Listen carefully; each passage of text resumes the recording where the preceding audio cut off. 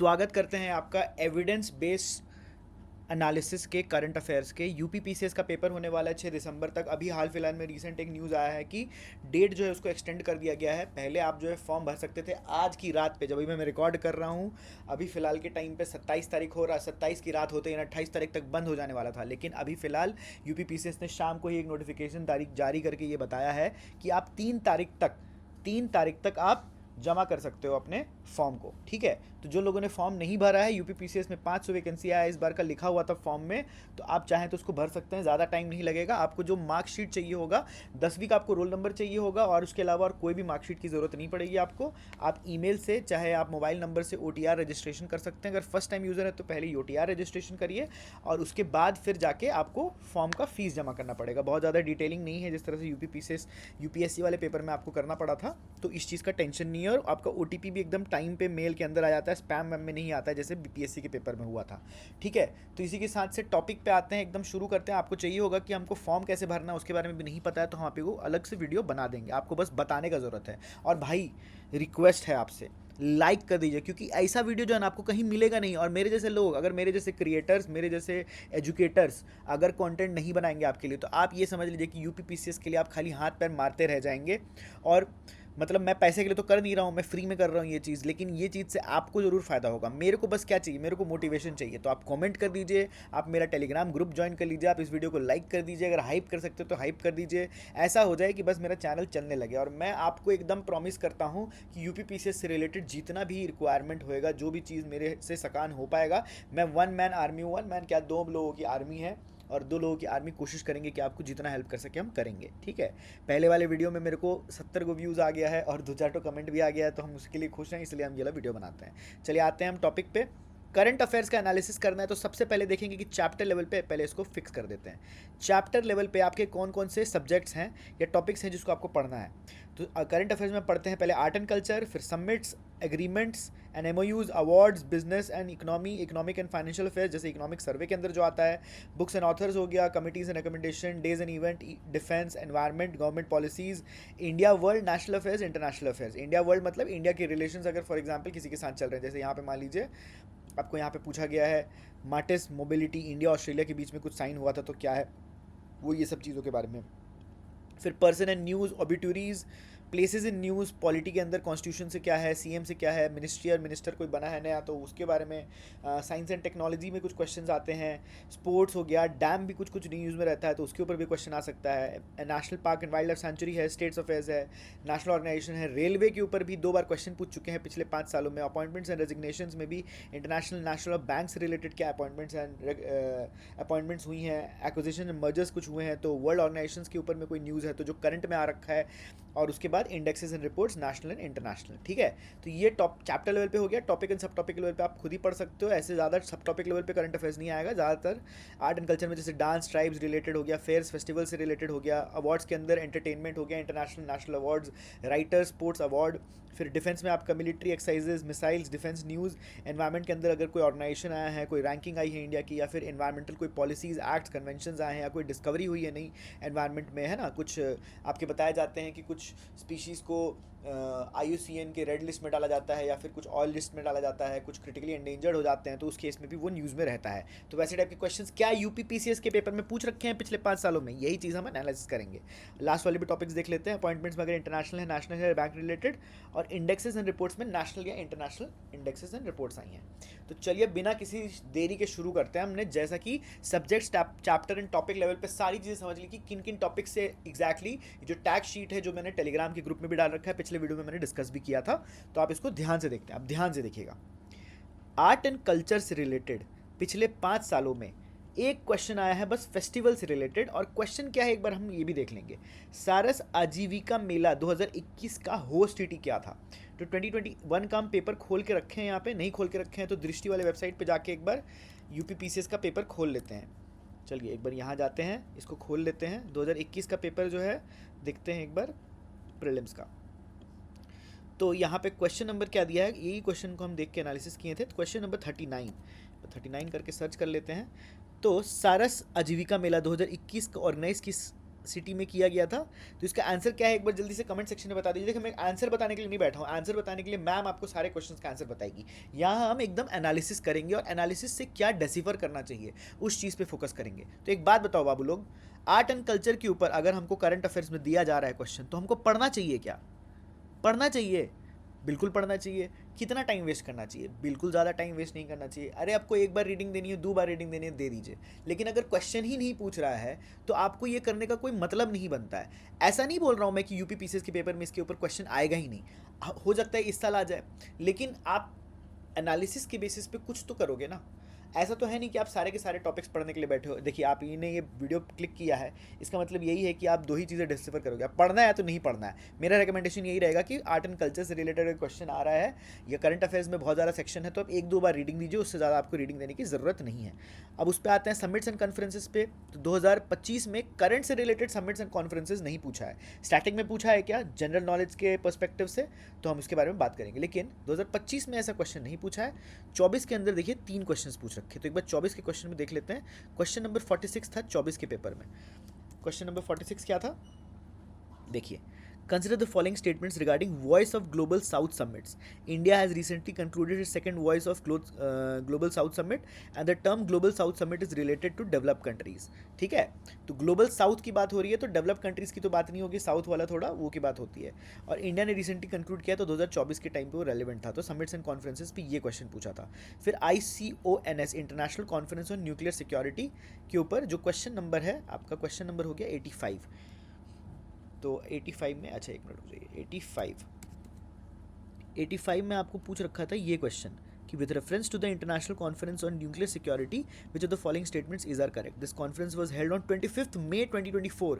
देखिए किस डेट पे ये कॉन्फ्रेंस हुआ था ये भी इंपॉर्टेंट है समिट्स एंड कॉन्फ्रेंसेज में, तो आपको ये चीज़ पे ध्यान देना है। And India has recently reconstituted an inter ministerial counter nuclear smuggling team to strengthen its nuclear security. अगर आप लॉजिकली देखे जाएं तो रिसेंटली कॉन्स्टिट्यूट किया गया, तो यार ये लॉजिकल स्टेटमेंट लगता है हमको, तो ये वाला स्टेटमेंट सही हो जाएगा। फर्स्ट वाले स्टेटमेंट के बारे में मुझे आइडिया नहीं है। जैसा मैंने बताया आपको, मैम इस पूरे के पूरे प्रीवियस ईयर के क्वेश्चंस को डेसिफर करेंगे, तोड़ देंगे, फोड़ देंगे, सर फट जाएगा आपका, इतना ज़्यादा आपको पढ़ा दिया जाएगा। तो यूपी पीसीएस से रिलेटेड प्रीवियस ईयर के क्वेश्चंस तो आप नहीं मिस करोगे इस चैनल पे, ये मेरा वादा है आपसे।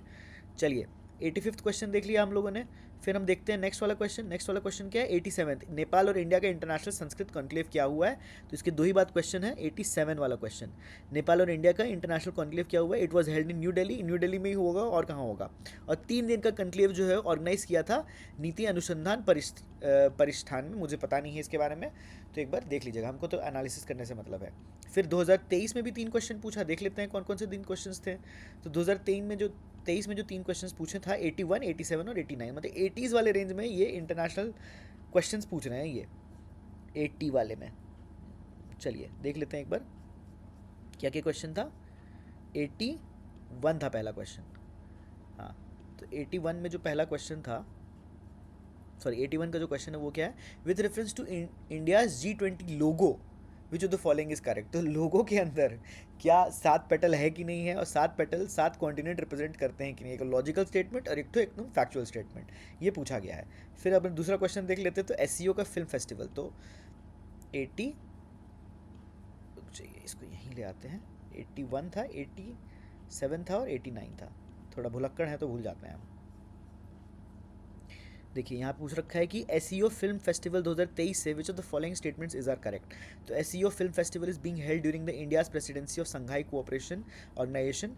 SCO's film festival will showcase the films from SCO countries. ठीक है, इसके क्वेश्चन का आई बिलीव दोनों ही आंसर सही होगा। फिर which UP city not included as a venue of G20 meetings. तो कौन सी यूपी सिटी है जो वेन्यू की तरह सेलेक्ट नहीं हुआ था for the 11 meetings and 200 sessions of G20 during India's presidency of the grouping. तो इनमें से कौन से ऐसे वो है जहाँ पे ऐसा नहीं हुआ था, मतलब वेन्यू है जहाँ पे कोई वेन्यू नहीं था जो, मतलब ठीक है। फिर हम देख लेते हैं 2022 में कैसा क्वेश्चन पूछा है। तो 2022 में बिम्स्टेक के ऊपर एक क्वेश्चन पूछ रखा है। तो क्वेश्चन नंबर क्या था इसका? क्वेश्चन नंबर था आपका 119। देख लेते हैं 119 में क्या है। With reference to BIMSTEC which of the following statements correct. PM Modi address the 5th BIMSTEC on 30th March 2022। जैसे डेट्स बहुत ज़्यादा इंपॉर्टेंट हो जाते हैं। 5th summit of BIMSTEC was chaired by India. ठीक है, नेक्स्ट आपका देख लेते हैं यहाँ पे। तो G7 समिट 2021, तो बिम्स्टेक समिट पूछा है और G7 समिट का भी चेयर और होस्ट कंट्री पूछ रखा है। तो 21 में 122 था ना, हाँ देखिए, with reference to G7 summit held in June 2021 which of the following statements are correct. United Kingdom was the chair of the summit. पिछले वाले साल में भी ये पूछा कि ब्राज़ील ने चेयर की, इंडिया ने चेयर किया था कि नहीं ब्रिक्स वाला समिट, और Brazil was invited to the summit as a guest speaker. ठीक है, गेस्ट कंट्री। चलिए, तो गेस्ट कंट्री कौन था कौन नहीं था, ये सब चीज़ें भी इंपॉर्टेंट हो जाती हैं। प्रीवियस ईयर के क्वेश्चंस के हिसाब से हमको क्या समझ में आया कि समिट्स एंड कॉन्फ्रेंसेस तो यार इंपॉर्टेंट है, मतलब ऑन एन एवरेज हम देखें 5 साल में तो लगभग, अरे तेरी 5 साल में आप देखेंगे तो एवरेज 2 क्वेश्चन तो पूछ ही रखा है। 4 साल के एवरेज में हम देखेंगे तो 2 क्वेश्चन तो पूछ ही रखा है। चलिए, एग्रीमेंट्स एंड एमओयूज में भी देखिएगा, agreements and MoUs generally India बहुत ज़्यादा इंपॉर्टेंट नहीं होते, लेकिन 2024 में एक क्वेश्चन पूछ रखा है, 111 नंबर क्वेश्चन। 111 नंबर क्वेश्चन क्या है 2024 का, देख लेते हैं एक बार। इंडिया और ऑस्ट्रेलिया से रिलेटेड इकोनॉमिक कोऑपरेशन, ECTA उस टाइम पे चल रहा होगा न्यूज़ में, तो कौन सा स्टेटमेंट करेक्ट है? It is the one first of its kind of FTA and the meeting was attended by the commerce secretary of India Shri Sunil Barthwal. तो ऐसे टाइप के क्वेश्चंस भी आपको ध्यान में रखने हैं। 2 स्टेटमेंट्स पूछा गया है तो थोड़ा डिटेल में आपको करंट अफेयर्स पढ़ना पड़ेगा, अनलाइक BPSC का एग्जाम जहाँ पे कि डायरेक्ट क्वेश्चंस पूछते हैं जनरली। अभी उसका भी ट्रेंड हमको पता नहीं है, हो सकता है इस बार ट्रेंड चेंज कर दें। चलिए, फिर अवार्ड्स एंड ऑनर्स की बात की जाए तो टोटल अवार्ड्स एंड ऑनर्स में पिछले 5 सालों में लगभग 16 क्वेश्चंस पूछ रखे हैं। तो ऑन एन एवरेज आप देखेंगे तो हर साल लगभग 1-2 क्वेश्चन तो पूछ ही देता है इससे रिलेटेड। जैसे यहाँ पे 2 क्वेश्चन पूछा है। 2025 वाले क्वेश्चन में इंटरनेशनल नेशनल अवार्ड्स, मतलब करंट अफेयर्स को फोकस करते हुए बहुत ज़्यादा पूछा था। तो एक बार हम लोग ये क्वेश्चन देख लेते हैं 2025 के कौन कौन से क्वेश्चन हैं नेशनल अवार्ड से रिलेटेड। एक मिनट, 2025 का पेपर 52, 81 और 107। तो 52 में क्वेश्चन पूछा गया है, ये देखिए 52 का क्वेश्चन है। कहाँ गया भाई 52? अच्छा यहाँ है। इसमें हम लोग को कोड दिया गया और मैचिंग करना है। पुलिट्जर प्राइज़ कौन कौन सी कैटेगरी में किसको किसको मिला है, ठीक है। तो पुलिट्जर प्राइज़ किसको किसको किस चीज़ में मिला है, वो सब चीज़ों के बारे में भी आपको पता रहना चाहिए। फिर आपका आता है 82 था ना, 87 था, 81 था, चलो कोई नहीं, 81 देख लेते हैं। Who among the following Indian novelists and journalists were part of the 5 members jury for the International Booker Prize?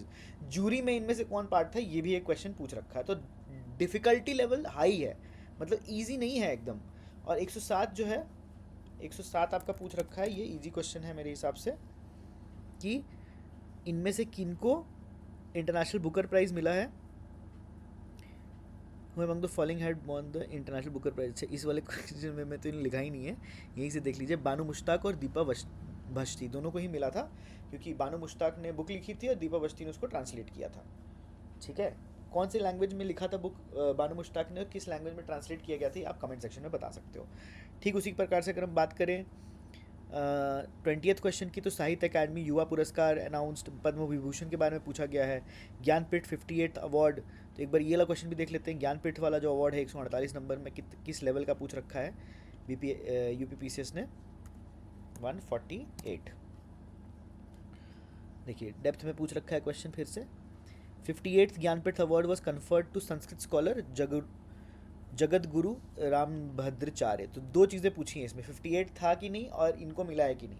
और फर्स्ट ज्ञानपीठ जो है 1965 में मिला था, मतलब उसके बारे में हिस्ट्री भी पता रहना चाहिए आपको, ये नहीं कि इस बार जिसको मिल गया है। ज्ञानपीठ अवार्ड चालू कब हुआ था, इसके बारे में भी आपको पता रहना चाहिए, है ना। नेक्स्ट आप देख लीजिए, यहाँ पे भी विनर ऑफ मिस वर्ल्ड पूछ रखा है, यहाँ पे पोर्टोरिको, और इंडिया के स्मार्ट सिटी अवार्ड्स में मैच करना है हमको विनर की लिस्ट को, तो डेप्थ में पूछ रहा है। फिर पुलिट्जर अवार्ड एक बार फिर से देख लेते हैं। पुलिट्जर अवार्ड 2021 में पब्लिक सर्विस कैटेगरी में न्यूज़पेपर, कौन सी न्यूज़पेपर को मिला है, ठीक है। इस बार पुलिट्जर अवार्ड जो है वो ब्रेकिंग न्यूज़ वाली कैटेगरी में किस वो को मिला है, तो वॉशिंगटन पोस्ट को मिला है। ये अभी हम लोग करंट अफेयर पढ़े हैं इसी वाले चैनल पे। 2021 का एक बार देख लेते हैं। पुलिट्जर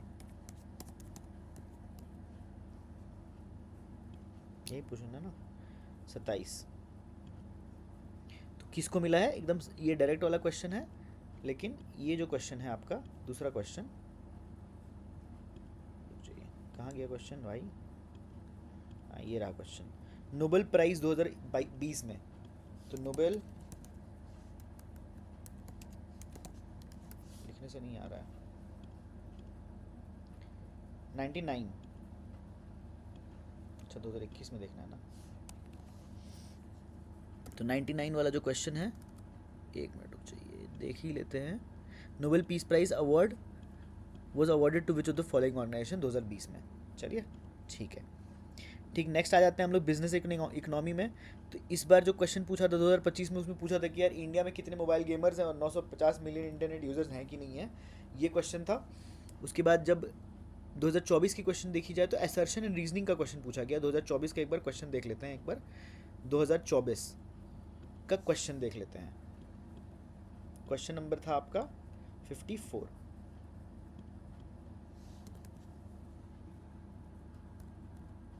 ठीक है, तो क्या दिया गया, असर्शन रीजनिंग 2023-24 में सिंगापुर लार्जेस्ट एफडीआई सोर्स था इंडिया का, और India Mauritius tax treaty amendment has brought a major shift in the countries as a major source of FDI, है ना। तो ऐसे दो स्टेटमेंट वाले क्वेश्चन पूछ रखे हैं, लॉजिक वाले क्वेश्चन पूछ रखे हैं।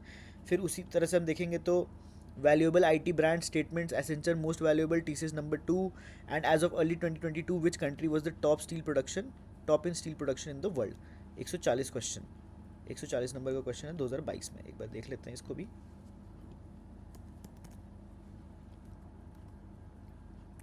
ये देखिए, चाइना, जापान, इंग्लैंड और इंडिया 2022 में कौन सा कंट्री मिला था, तो डायरेक्ट क्वेश्चन यहाँ पे पूछ रखा है। तो कुछ कुछ क्वेश्चन डायरेक्ट पूछेंगे और कुछ कुछ क्वेश्चन जो है थोड़ा डिफिकल्टी लेवल हाई कर देंगे। एक बार 2021 के भी क्वेश्चन देख लेते हैं दोस्तों। आपका क्वेश्चन नंबर है 6, 33 और 103। क्वेश्चन नंबर 6, क्वेश्चन नंबर 6 जो है, कौन सी कंट्री में India balance of trade surplus है। फिर 33 और 103। सेंसेक्स में पॉपुलर इंडेक्स है, it is measured on the basis of how many blue chip companies, ठीक है। और 103 ये वाला क्वेश्चन, ये भी डायरेक्ट क्वेश्चन ही था। और according to the union budget of 2021-22 the finance minister proposed a new levy agriculture infrastructure and development cess this cess was divided in how many products. एकदम डेप्थ में जाके पूछे, डायरेक्ट क्वेश्चन है लेकिन बहुत ही ज़्यादा फैक्चुअल इन नेचर है। अच्छा, इकोनॉमिक सर्वे के ऊपर 2023 में आप देखेंगे तो 6 क्वेश्चन पूछ रखे हैं। इकोनॉमिक सर्वे, यूनियन बजट, यहाँ पे देखेंगे तो फाइनेंशियल सेक्टर, यूनियन बजट में क्या लिखा है, यूनियन बजट, जल जीवन के ऊपर पूछा है यूनियन बजट, और यहाँ पे फिर इंडिया इंपोर्ट डिपेंडेंस कितना है मिनरल रिसोर्सेज का। तो इकोनॉमिक सर्वे में, इकोनॉमिक सर्वे बहुत इंपॉर्टेंट हो जाता है डॉक्यूमेंट, तो इकोनॉमिक सर्वे तो कवर करना बनता है। देखिए यहाँ पे भी इकोनॉमिक सर्वे के ऊपर क्वेश्चन पूछा है, फिर यहाँ पे भी क्वेश्चन पूछ रखा है। ये बॉडी WPI कौन से रिलीज़ करता है, तो 2021 में ऐसे इजी क्वेश्चन पूछते थे, लेकिन अभी आप देख रहे हो कि थोड़ा डेप्थ में क्वेश्चन पूछने लगे हैं। फिर बुक्स एंड ऑथर्स से रिलेटेड सिर्फ 2 क्वेश्चन पूछ रखा है, तो करंट अफेयर्स से रिलेटेड बुक्स एंड ऑथर्स को आप एक बार ग्लांस मार लो, आपको ज़्यादा पढ़ने की ज़रूरत नहीं पड़ेगी। ठीक उसी तरह से आप देखोगे तो PC Hota committee civil services reform year of constitution क्या है, इसके ऊपर क्वेश्चन पूछ रखा है। एक बार देख लेते हैं 2021 का क्वेश्चन जो था, ये क्वेश्चन नंबर क्या था 23। 2021 में पीसी होता कमेटी कंस्टिट्यूट किया गया था सिविल सर्विसेज, तो किस ईयर में कंस्टिट्यूट किया गया था, इसके ऊपर क्वेश्चन पूछा गया है। तो ये वाला क्वेश्चन करंट अफेयर का भी नहीं है, ये भी स्टैटिक अफेयर का है। तो एक काम करते हैं, इसको उठा के हम यहाँ डाल देते हैं। ये देखिए, ये वाला शीट है जिसमें हम ये सब चीज़ लिख के रखे हैं, कमिटीज़ एंड रिकमेंडेशन, और एक बार सर्च कर लेते हैं। देखिए 2 जगह पे है, एक यहाँ पे भी है, तो यहाँ पे डल गया और यहाँ से हट गया। तो करंट अफेयर से आप देखोगे तो कमिटीज़ का तो कोई भी क्वेश्चन नहीं है। एविडेंस बेस्ड दोस्तों, एविडेंस बेस्ड, ठीक है, यहाँ पे भी कोई क्वेश्चन नहीं है। तो कमिटीज़ एंड रिकमेंडेशंस कुछ अगर आ रहा है न्यूज़ में तो आप एकदम स्किप मार सकते हो। डेज, अब ये देखिएगा तो इस बार क्या किया 2025 नहीं, जो क्वेश्चन आप देख रहे हैं ना, dates, international ozone day, world earth day और वर्ल्ड वाइल्ड लाइफ डे, तीनों के बारे में आपको पता रहना चाहिए। और एक क्वेश्चन नहीं है, 2 क्वेश्चन है, मतलब लगभग 6 नेशनल डेज एंड इवेंट्स पूछ रखा है। और हर एक साल पे वो पूछते ही हैं। देखिए इस साल भी आपको 3 क्वेश्चन पूछ दिए, इस बार तो लगभग 6 ही पूछ दिए हैं आपको, और इस बार भी आपको 1 क्वेश्चन पूछ रखे थे। तो एकदम आपको इंपॉर्टेंट है कि डेज एंड इवेंट एटलीस्ट जो इंपॉर्टेंट वाले हैं, कॉन्स्टिट्यूशन डे कौन सा हो गया, यूथ डे कौन सा हो गया। इस बार जैसे बीपीएससी के एग्जाम में भी आप देख रहे हो कि बीपीएससी बहुत बार नेशनल साइंस डे के ऊपर क्वेश्चन पूछ रहा है, तो साइंस के ऊपर इतना फोकस है तो उसको पढ़ के जाइए आप। तो ये सब के ऊपर आपको नोट्स बनाना एकदम जरूरी है। अभी आप डिफेंस पे आ जाते हैं दोस्तों, तो डिफेंस वाले क्वेश्चन में भी आप देखोगे तो काफ़ी हर साल लगभग 1 क्वेश्चन तो पूछ ही रहा है। इनफैक्ट 2024 में क्या किया था कि सेक्शन को बढ़ा के और 3, 4, 5 क्वेश्चन पूछ रखा है ठीक है, जल्दी जल्दी उड़ाते हैं एकदम। एनवायरनमेंट से रिलेटेड अगर करंट अफेयर्स की बात की जाए तो बस कुछ एक रैंकिंग को छोड़ के, यूएन का रिपोर्ट निकाल दिया, उसमें 2 स्टेटमेंट पूछ दिया, इंडिया की रैंकिंग कितनी है ये सब छोड़ के बाकी बहुत ज़्यादा इंपॉर्टेंट नहीं है रैंकिंग्स। लेकिन इन्वायरमेंट एंड पॉलिसीज़, खास करके जो गवर्नमेंट पॉलिसीज़ बना रही है, जैसे ये देख लीजिए 2025 का 10वां क्वेश्चन है, एक बार देख लेते हैं। क्वेश्चन नंबर 10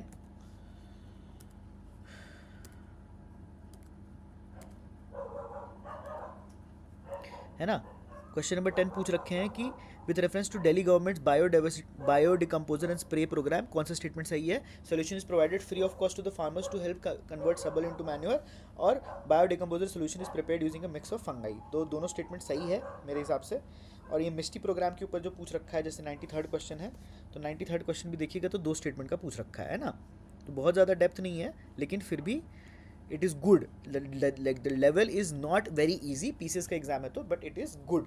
ठीक है, तो मिस्टी प्रोग्राम के ऊपर जैसे पूछ दिया, तो ऐसे ही आपको भी एनवायरमेंटल जैसे 2 क्वेश्चन पिछले 2 साल से तो पूछ रहा है, तो आपको एकदम ज़रूरी है कि जो भी न्यूज़ में चल रहा है कोई भी प्रोग्राम वगैरह, उसको तो पढ़ के जाना ही है।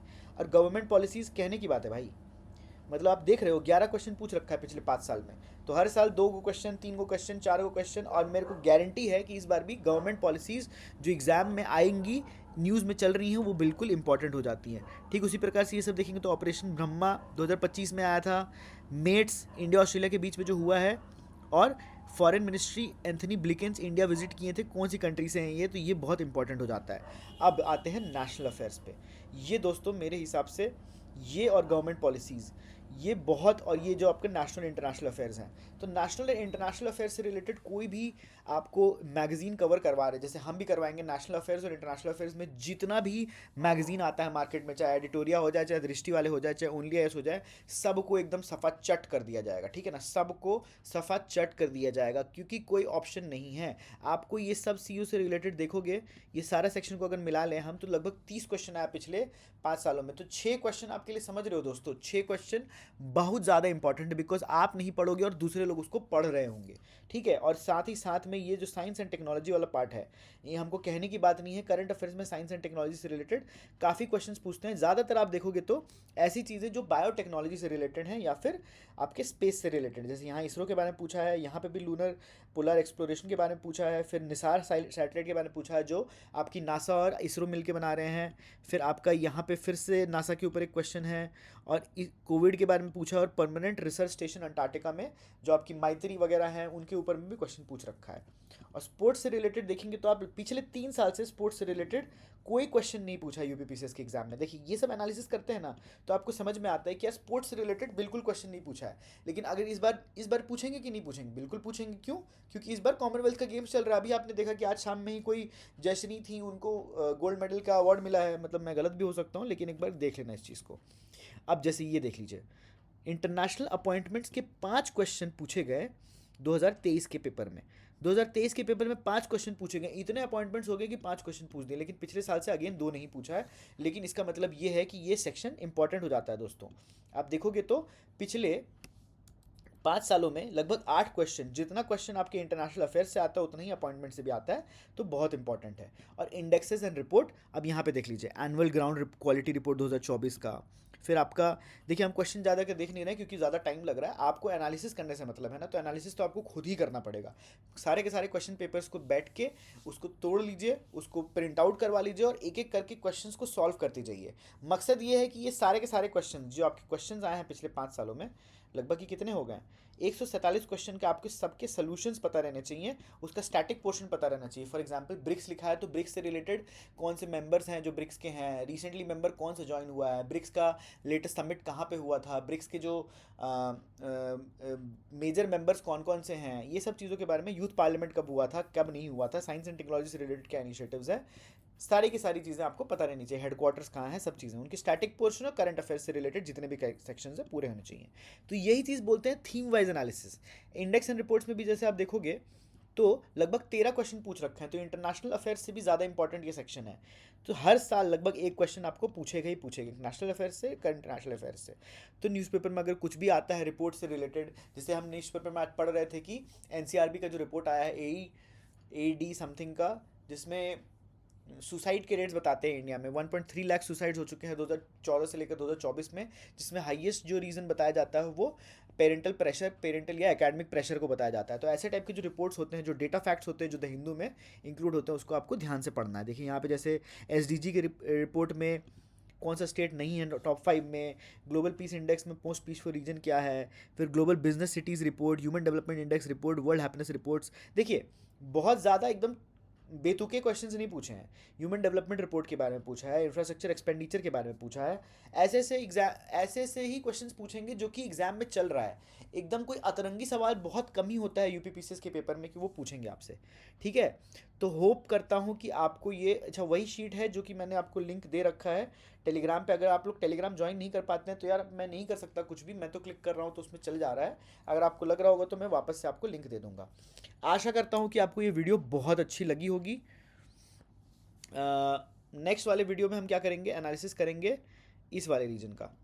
तो आपका जो जीके वाले पार्ट में कौन कौन से क्वेश्चंस कहाँ कहाँ से आते हैं, आर्ट एंड कल्चर तक नहीं है, कैपिटल एंड करेंसी तक। तो ये वाले पार्ट को हम लोग एक बार एनालिसिस करके देख लेंगे कि स्टैटिक मतलब ये जो लूसेंट वूसेंट वाले जीके बुक्स होती हैं वो कितना रेलिवेंट है और कितना हमको पढ़ना चाहिए, है ना। लगभग यहाँ पे 36 क्वेश्चंस पूछा गया है। यहाँ पे 147 क्वेश्चन था और जीके के 36 क्वेश्चन पिछले 5 सालों में पूछे गए हैं। तो मतलब कितने हो गए, 6 5 36 लगभग 5 6 क्वेश्चन पूछ रहे हैं ये लोग। ठीक है, नेक्स्ट वीडियो में मिलते हैं। इस वीडियो को लाइक करिए, शेयर करिए, कमेंट करिए बच्चों, क्योंकि यही है वो चीज़ जो कि मुझे मोटिवेट करेगी इस चीज़ को और ज़्यादा कंटिन्यू करने के लिए। Thank you.